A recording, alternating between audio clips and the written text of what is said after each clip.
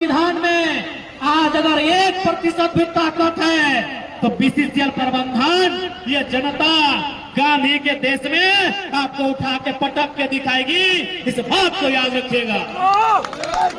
यदि भारत के संविधान में यदि शोषित वंचितों के पक्ष में 1% भी आज जान बची है तो ये शोषित वंचित लोग बीसीसीएल रहे चाहे कोई प्रबंधन रहे अपना हक अपना अधिकार लेने का भी मादा रखती है। आज मैं बीसीसीएल प्रबंधन को ये चेताना चाहूंगा। मैं सबसे पहले बीसीसीएल प्रबंधन को साफ साफ कहूंगा कि आप कम से कम जो भूमि अधिग्रहण का नियम है, भूमि अधिग्रहण का जो नियम है, चाहे बीसीसीएल रहे या टाटा यूनिट रहे जमाडोबा, भूमि अधिग्रहण का जो नियम है कि यदि आप भूमि अधिग्रहण करते हैं तो आपको आरआर पॉलिसी के अंतर्गत, लैंड एजुकेशन एक्ट के अंतर्गत जो रैयत को सुविधा मिलनी चाहिए वो सुविधाएं आपको देनी होगी। सबसे पहले जो सड़क जिसको आप लगातार क्षतिग्रस्त कर रहे हैं, इस सड़क को इतनी पक्की बनाइए कि जहाज टाड़ के लोग उसमें आवागमन कर सके। तमाम जो उद्योग कंपनियां होती हैं वो सीएसआर के माध्यम से उस क्षेत्र में डेवलपमेंट का काम करती हैं। इसलिए मैं स्पष्ट आपको चेताना चाहूंगा और ये बड़ी दुर्भाग्य मैं मीडिया बंधुओं के माध्यम से इस राज्य की जनता को कहना चाहूंगा कि कितना दुर्भाग्य है और किस प्रकार से यदि आपको लोकतंत्र की हत्या देखनी हो, यदि आपको भारत के संविधान की हत्या देखनी हो, यदि आपको विधि व्यवस्था कानून की हत्या देखनी हो, यदि गांधी के देश में गांधी के विचारों की प्रतिदिन हत्या देखनी हो, आप कोयलांचल चले आइए, आप कोयला के खदानों में चले आइए। कोयला के खदानों में लोकतांत्रिक देश में संवैधानिक देश में रोज गांधी अंबेडकर के विचारों की हत्या होती है।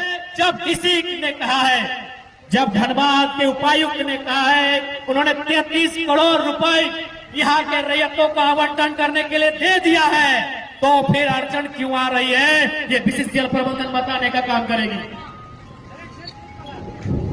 और मेरे हिसाब से 33 करोड़ का रकम भी रैयतों के लिए मामूली है।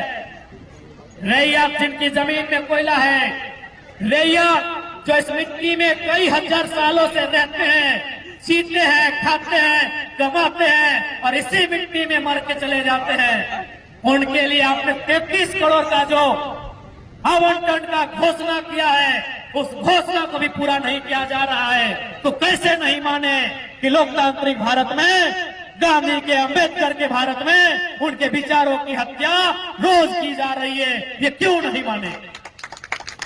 इसलिए मैं इस मंच के माध्यम से, मीडिया के माध्यम से धनबाद जिला की उपायुक्त मैडम को भी कहना चाहूंगा कि ये उपायुक्त कार्यालय का आदेश है, ये उपायुक्त कार्यालय का भी आदेश है कि जहाजटाड़ में जिन रैयतों की जमीन पर कोयला खनन का काम किया जा रहा है उन्हें मुआवजा की राशि आवंटित की जाए।